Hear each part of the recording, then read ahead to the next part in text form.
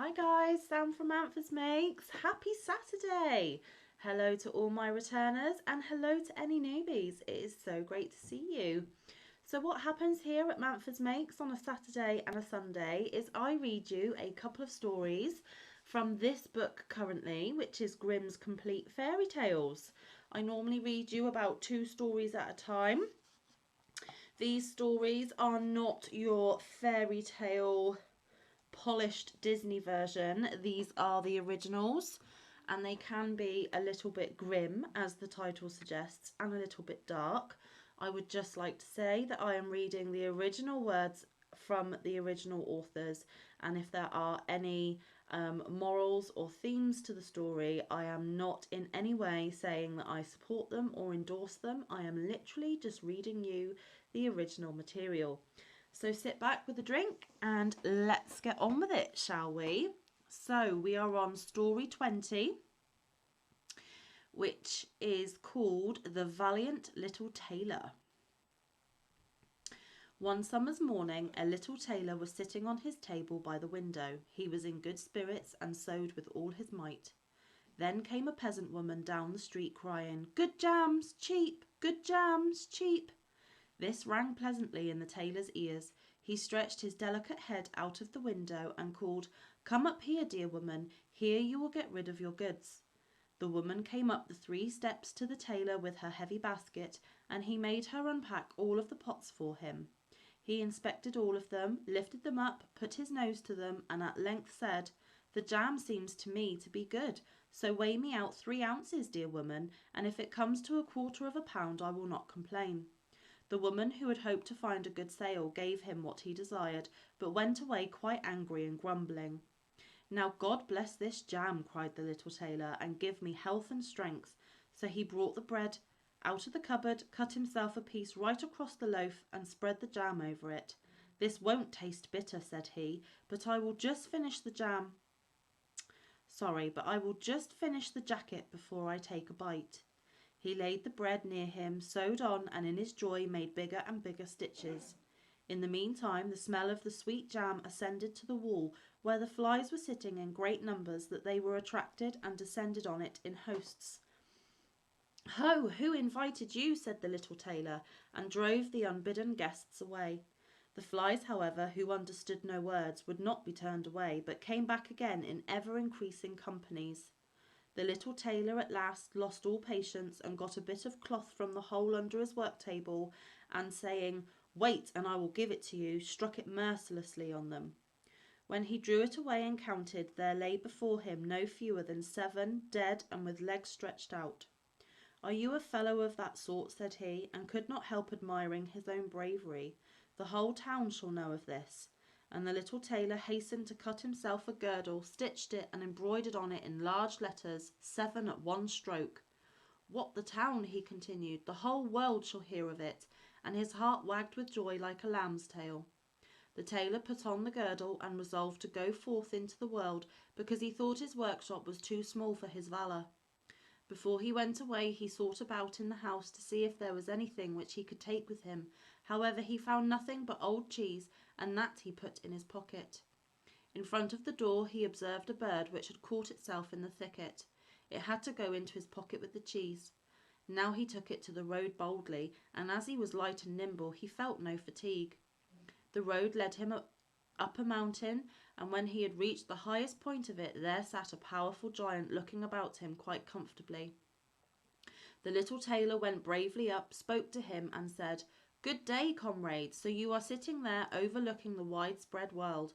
I am just on my way there, and want to try my luck. Have you any inclination to go with me?" The giant looked contemptuously at the tailor and said, "You ragamuffin, you miserable creature."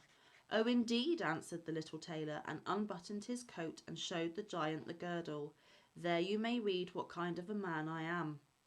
The giant read 7 at one stroke, and thought that they had been men whom the tailor had killed, and began to feel a little respect for the tiny fellow. Nevertheless, he wished to try him first, and took a stone in his hand, and squeezed it together so that water dropped out of it. "Do that likewise," said the giant, "if you have strength." "Is that all?" said the tailor. "That is child's play with us," and put his hand into his pocket, brought out the soft cheese and pressed it until the liquid ran out of it. "Faith," said he, "that was good, wasn't it?" The giant did not know what to say and could not believe it of the little man. Then the giant picked up a stone and threw it so high that the eye could scarcely follow it. "Now, little mite of a man, do that likewise." "Well thrown," said the tailor, "but after all the stone came down to earth again. I will throw you one which shall never come back at all." And he put his hand into his pocket, took out the bird and threw it into the air. The bird, delighted with its liberty, rose, flew away and did not come back. "How does that shot please you, comrade?" asked the tailor. "You can certainly throw," said the giant, "but now we will see if you are able to carry anything properly." He took the little tailor to a mighty oak tree which lay there felled on the ground and said, "If you are strong enough, help me to carry the tree out of the forest." "Readily," answered the little man. "You take the trunk on your shoulders and I will raise up the branches and twigs. After all, they are the heaviest." The giant took the trunk on his shoulder, but the tailor seated himself on a branch, and the giant, who could not look round, had to carry away the whole tree, and the little tailor to boot. The tailor was quite merry and happy and whistled the song. 3 tailors rode forth from the gate as if carrying the tree were child's play. The giant, after he had dragged the heavy burden part of the way, could go no further and cried, "Ho, I shall have to let the tree fall."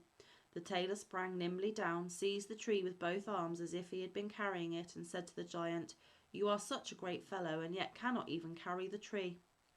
They went on together, and as they passed a cherry tree, the giant laid hold of the top of the tree where the ripest fruit was hanging, bent it down, put it into the tailor's hand, and bade him eat. But the little tailor was much too weak to hold the tree, and when the giant let it go, it sprang back again, and the tailor was hurried into the air with it. When he had fallen down again without injury, the giant said, "What is this? Have you not strength enough to hold the weak twig?" "There is no lack of strength," answered the little tailor. "Do you think that could be anything to a man who has struck down 7 at one blow? I leapt over the tree because the huntsmen are shooting down there in the thicket. Jump as I did if you can do it." The giant made the attempt but could not get over the tree, and remained hanging in the branches, so that in this also the tailor kept the upper hand. The giant said, "If you are such a valiant fellow, come with me into our cavern and spend the night with us." The little tailor was willing and followed him. When they went into the cave, other giants were sitting there by the fire, and each of them had roasted sheep in his hand and was eating it. The little tailor looked round and thought, "It is much more spacious here than in my workshop." The giant showed him a bed and said he was to lie down in it and sleep. The bed, however, was too big for the little tailor. He did not lie down in it, but crept into a corner. When it was midnight and the giant thought that the little tailor was lying in a sound sleep, he got up, took a great iron bar, cut through the bed with one blow, and thought he had given the runt his finishing stroke. With the earliest dawn the giants went into the forest, and had quite forgotten the little tailor, when all at once he walked up to them quite merrily and boldly. The giants were terrified. They were afraid that he would strike them all dead, and ran away in a great hurry. The little tailor went onwards, always following his own pointed nose. After he had walked for a long time, he came to the courtyard of a royal palace, and as he felt weary, he lay down on the grass and fell asleep. While he lay there, the people came and inspected him on all sides, and read on his girdle 7 at one stroke. "Ah," said they, "why is the great warrior here in the midst of peace? He must be a mighty lord." They went and announced him to the king, and gave it as their opinion that if war should break out, this would be a weighty and useful man who ought on no account to be allowed to depart. The council pleased the king, and he sent one of his courtiers to the little tailor to offer him military service when he awoke. The ambassador remained standing by the sleeper, waited until he stretched his limbs and opened his eyes, and then conveyed to him this proposal. "For this very reason I have come here," the tailor replied. "I am ready to enter the king's service." He was therefore honourably received, and a special dwelling was assigned him. The soldiers, however, were set against the little tailor, and wished him 1,000 miles away. "What is to be the end of this?" they said amongst themselves. "If we quarrel with him, and he strikes about him, 7 of us will fall at every blow. Not one of us can stand against him." They came therefore to a decision, went to the king, and begged for their dismissal. "We are not prepared," said they, "to stay with a man who kills 7 at one stroke." The king was sorry that for the sake of one he should lose all his faithful servants, wished that he had never set eyes on the tailor, and would willingly get rid of him again. But he did not venture to give him his dismissal, for he dreaded that he should strike him and all his people dead, and place himself on the royal throne. He thought about it for a long time, and at last found good counsel. He sent to the little tailor, and had him informed that as he was such a great warrior, the king had one request to make him. In a forest of his country lived 2 giants who caused great mischief with their robbing, murdering, ravaging, and burning, and no one could approach them without putting himself in danger of death. If the tailor conquered and killed these 2 giants, he would give him his only daughter to wed, and half of his kingdom as a dowry. Likewise 100 horsemen should go with him to assist him. That would indeed be a fine thing for a man like me, thought the little tailor. One is not offered a beautiful princess and half a kingdom every day of one's life. Oh yes, he replied, I will soon subdue the giants, and do not require the help of the 100 horsemen to do it. He who can hit 7 with one blow has no need to be afraid of 2. The little tailor went forth, and the 100 horsemen followed him. When he came to the outskirts of the forest, he said to his followers, just stay waiting here, I alone will soon finish off the giants. Then he bounded into the forest and looked about right and left. After a while he perceived both giants. They lay sleeping under a tree and snored so that the branches waved up and down. The little tailor, not idle, gathered 2 pocketfuls of stones, and with these climbed up the tree. When he was halfway up, he slipped down by a branch until he sat just above the sleepers, and then let one stone after another fall on the breast of one of the giants. For a long time the giant felt nothing, but at last he awoke, pushed his comrade, and said, Why are you knocking me? You must be dreaming, said the other. I am not knocking you. They laid themselves down to sleep again, and then the tailor threw a stone down on the second. What is the meaning of this? Cried the other. Why are you pelting me? I am not pelting you, answered the first, growling. They disputed about it for a time, but as they were weary, they let the matter rest, and their eyes closed once more. The little tailor began his game again, picked out the biggest stone and threw it with all his might on the breast of the first giant. That is too much, cried he, and sprang up like a madman and pushed his companion against the tree until it shook. The other paid him back in the same coin, and they got into such a rage that they tore up trees and belaboured each other so long that at last they both fell down dead on the ground at the same time. Then the little tailor leapt down. It is a lucky thing, said he, that they did not tear up the tree on which I was sitting, or I should have had to spring on another like a squirrel, but we tailors are nimble. He drew out his sword and gave each of them a couple of thrusts in the breast, and then went out to the horsemen and said, The work is done. I have given both of them their finishing stroke, but it was hard work. They tore up trees in their sore need and defended themselves with them, but all that is to no purpose when a man like myself comes who can kill 7 at one blow. But are you not wounded? Asked the horseman. You need not concern yourself about that, answered the tailor. They have not bent one hair of mine. The horsemen would not believe him and rode into the forest. There they found the giants swimming in their blood, and all around about lay the tore up trees. The little tailor demanded of the king the promised reward. He, however, repented of his promise and again thought of how he could get rid of the hero. Before you receive my daughter and the half of my kingdom, said he to him, you must perform one more heroic deed. In the forest roams a unicorn which does great harm, and you must catch it first. I fear 1 unicorn still less than 2 giants. 7 at one blow is my kind of affair. He took a rope and an axe with him, went forth into the forest, and again bade those who were sent with him to wait outside. He had to seek long. The unicorn soon came towards him and rushed directly at the tailor, as if it would spear him on his horn without more ceremony. Softly, softly, it can't be done as quickly as that, said he, and stood still and waited until the animal was quite close, and then sprang nimbly behind the tree. The unicorn ran against the tree with all its strength and struck its horn so fast in the trunk that it had not enough strength to draw it out again, and thus it was caught. Now I have got him, said the tailor, and came out from behind the tree and put the rope round its neck, and then with his axe he hewed the horn out of the tree, and when all was ready he led the beast away and took it to the king.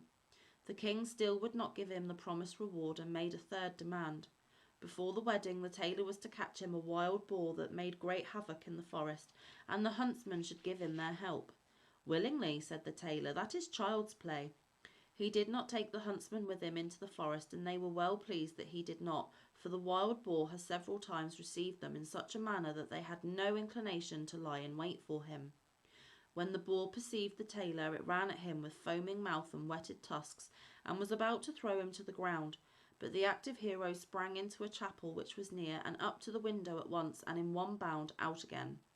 The boar ran in after him, but the tailor ran round outside and shut the door behind it. And then the raging beast, which was much too heavy and awkward to leap out of the window, was caught. The little tailor called the huntsmen there that they might see the prisoner with their own eyes. The hero went to the king, who was now, whether he liked it or not, obliged to keep his promise, and the king gave him his daughter and the half of his kingdom. Had he known that it was no warlike hero, but a little tailor who was standing before him, it would have made his heart even less happy than it was. The wedding was held with great magnificence and small joy, and out of a tailor a king was made. After some time the young queen heard her husband say in his dreams at night, "Boy, make me the doublet and patch the pantaloons, or else I will wrap the yard measure over your ears." Then she discovered in what state of life the young lord had been born, and next morning complained of her wrongs to her father, and begged him to help her to get rid of her husband, who was nothing else but a tailor. The king comforted her and said, "Leave your bedroom door open this night, and my servants shall stand outside, and when he has fallen asleep shall go in, bind him, and take him on board a ship which shall carry him into the wide world." The woman was satisfied with this, but the king's armour-bearer, who had heard all, was friendly with the young lord, and informed him of the whole plot. "I'll put a screw into that business," said the little tailor. At night he went to bed with his wife at the usual time, and when she thought that he had fallen asleep, she got up, opened the door, and then lay down again. The little tailor, who was only pretending to be asleep, began to cry out in a clear voice, "Boy, make me the doublet and patch me the pantaloons, or I will wrap the yard measure over your ears. I slayed 7 at one blow. I killed 2 giants. I brought away 1 unicorn and caught a wild boar, and now I am expected to fear those who are standing outside the room." When these men heard the tailor speaking thus, they were overcome by a great dread, and ran as if the wild hunter were behind them, and none of them would venture anything further against him. So the little tailor was a king, and remained one to the end of his life. A very clever man. I'm not saying that his deeds were honourable, but very clever. Okay, so our next story is another quite long one, and it is Cinderella. The wife of a rich man fell sick, and as she felt that her end was drawing near, she called her only daughter to her bedside and said, "Dear child, be good and pious, and then the good God will always protect you, and I will look down on you from heaven and be near you." Then she closed her eyes and departed. Every day the maiden went out to her mother's grave and wept, and she remained pious and good. When winter came, the snow spread a white sheet over the grave, and when the spring sun had drawn it off again, the man had taken another wife. The woman had brought 2 daughters into the house with her, who were beautiful and fair of face, but vile and black of heart. Now began a bad time for the poor stepchild. "Is the stupid goose to sit in the parlour with us?" said they. "He who wants to eat bread must earn it. Out with the kitchen wench." They took her pretty clothes away from her, put an old grey bedgown on her, and gave her wooden shoes. "Just look at the proud princess, how decked out she is," they cried and laughed, and led her into the kitchen. There she had to do hard work from morning till night, get up before daybreak, carry water, light fires, cook and wash. Besides this, the sisters did her every imaginable injury. They mocked her and emptied her peas and lentils into the ashes, so that she was forced to sit and pick them out again. In the evening, when she had worked till she was weary, she had no bed to go to, but had to sleep by the fireside in the ashes. And since on that account she always looked dusty and dirty, they called her Cinderella. It happened that the father was once going to the fair, and he asked his 2 stepdaughters what he should bring back for them. "Beautiful dresses," said one. "Pearls and jewels," said the second. "And you, Cinderella," said he, "what will you have?" "Father, break off for me the first branch which knocks against your hat on your way home." So he bought beautiful dresses, pearls and jewels for his 2 stepdaughters, and on his way home, as he was riding through a green thicket, a hazel twig brushed against him and knocked off his hat. Then he broke off the branch and took it with him. When he reached home, he gave his stepdaughters the things which they had wished for, and to Cinderella he gave the branch from the hazel brush. Cinderella thanked him, went to her mother's grave and planted the branch on it, and wept so much that the tears fell down on it and watered it. And it grew, however, and became a handsome tree. Thrice a day Cinderella went and sat beneath it, and wept and prayed, and a little white bird always came on the tree, and if Cinderella expressed a wish, the bird threw down to her what she had wished for. It happened, however, that the king appointed a festival which was to last 3 days, and to which all the beautiful young girls in the country were invited, in order that his son might choose himself a bride. When the 2 stepsisters heard that they too were to appear among the number, they were delighted, called Cinderella and said, "Comb our hair for us, brush our shoes, and fasten our buckles, for we are going to the festival at the king's palace." Cinderella obeyed, but wept because she too would have liked to go with them to the dance, and begged her stepmother to allow her to do so. "You go, Cinderella," said she. "You are dusty and dirty, and would go to the festival. You have no clothes and shoes, and yet would dance." As, however, Cinderella went on asking, the stepmother at last said, "I have emptied a dish of lentils into the ashes for you. If you have picked them out again in 2 hours, you shall go with us." The maiden went through the back door into the garden and called, "You tame pigeons, you turtle doves, and all you birds beneath the sky, come and help me to pick the good into the pot, the bad into the crop." Then 2 white pigeons came in by the kitchen window, and afterwards the turtle doves, and at last all the birds beneath the sky came whirring and crowding in and alighted amongst the ashes. And the pigeons nodded with their heads and began pick, pick, pick, pick, and the rest began also pick, pick, pick, pick, and gathered all the good grains into the dish. Hardly had 1 hour passed before they had finished, and all flew out again. Then the girl took the dish to her stepmother and was glad, and believed that now she would be allowed to go with them to the festival. But the stepmother said, "No, Cinderella, you have no clothes and you cannot dance. You would only be laughed at." And as Cinderella wept at this, the stepmother said, "If you can pick 2 dishes of lentils out of the ashes for me in 1 hour, you shall go with us." And she thought to herself that she most certainly cannot do.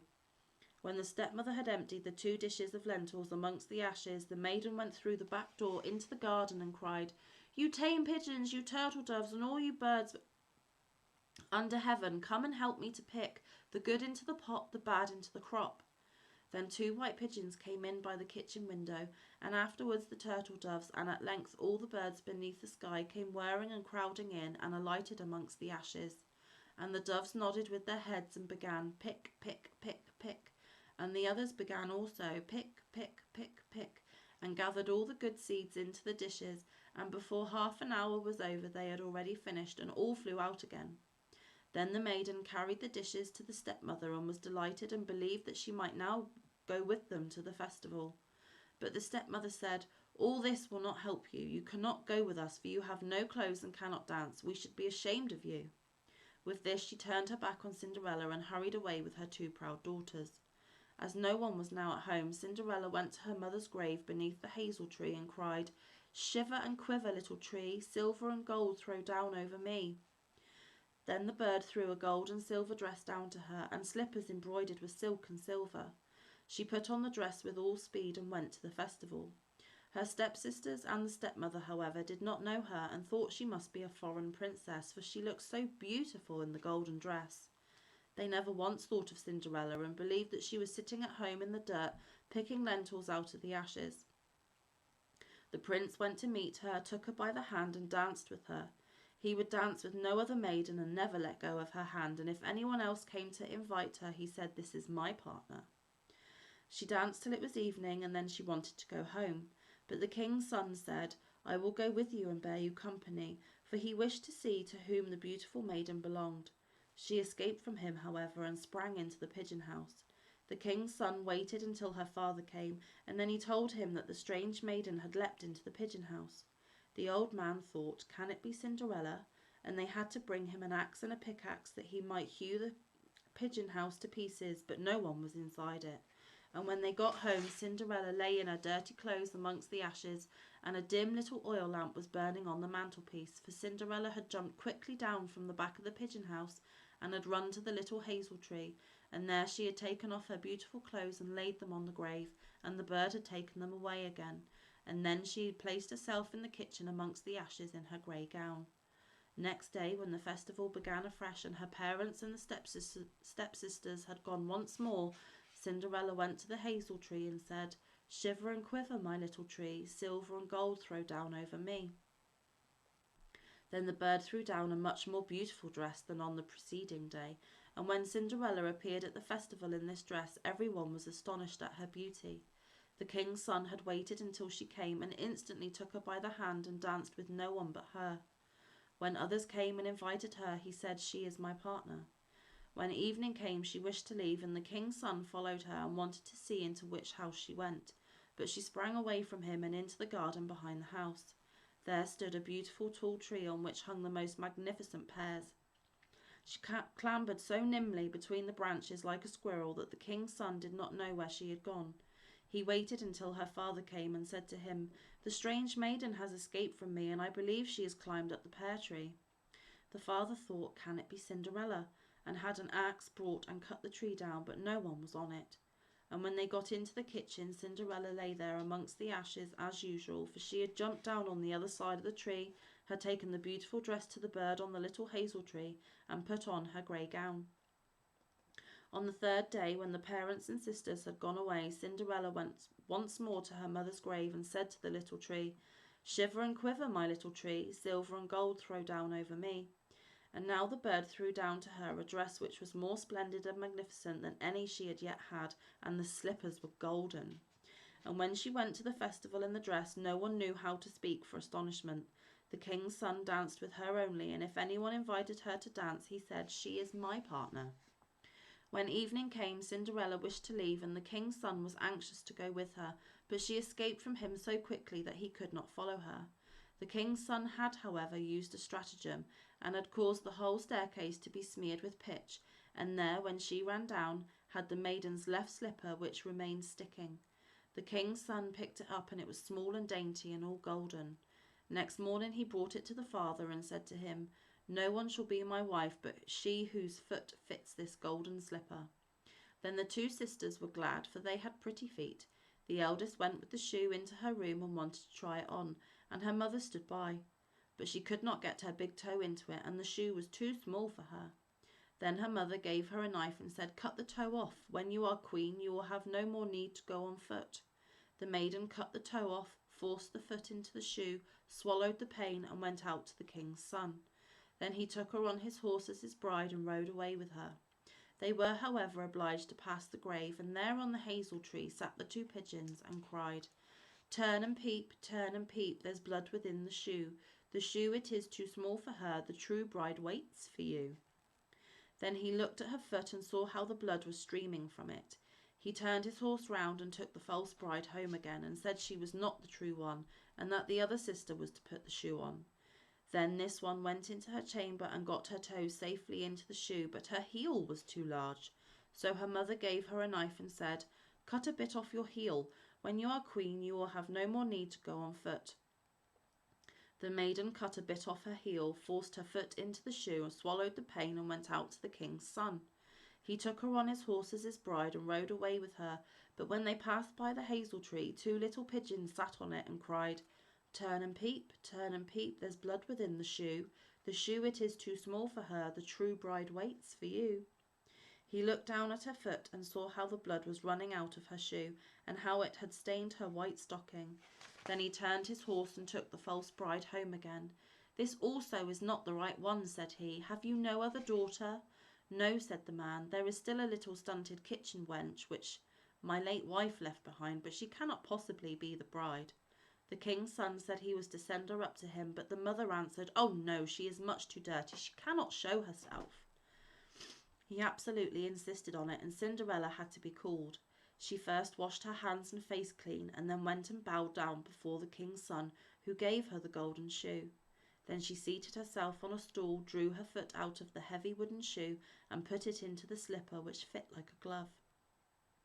And when she rose up and the king's son looked at her face, he recognized the beautiful maiden who had danced with him and cried, "That is the true bride." The stepmother and the two sisters were terrified and became pale with rage. He, however, took Cinderella on his horse and rode away with her. As they passed by the hazel tree, the 2 white doves cried, turn and peep, no blood is in the shoe. The shoe is not too small for her, the true bride rides with you. And when they had cried that, the 2 came flying down and placed themselves on Cinderella's shoulders, one on the right, the other on the left, and remained sitting there. When the wedding with the king's son was celebrated, the 2 false sisters came and wanted to get into favour with Cinderella and share her good fortune. When the betrothed couple went to church, the elder was at the right and the younger at the left, and the pigeons pecked out one eye of each of them. Afterwards they came back, the elder was at the left and the younger at the right, and then the pigeons pecked out the other eye of each, and thus for their wickedness and falsehood they were punished with blindness as long as they lived. Goodness gracious. Okay, so although that was a really lovely story, it ended quite deep and dark, didn't it? My goodness me. Okay, so that is our 2 stories for today. I really hope you enjoyed them. I hope you are having a wonderful Saturday, whatever it is that you are doing. I do hope you get some wonderful crafty time in, whether it's knit, crochet or any other activity that you do. I will be partaking in a little bit of crochet when I can fit it in. The weather has been quite nice lately, but I think it's going to be thundery later on, so we'll see. And I shall be back again tomorrow for another 2 stories for you for Sunday's segment. So guys, stay safe, be kind, look after one another, get some good quality time in with your loved ones, and get some good quality crafty time in. And I shall see you in the next one or around the YouTube streets. Love you all. Take care. Bye guys.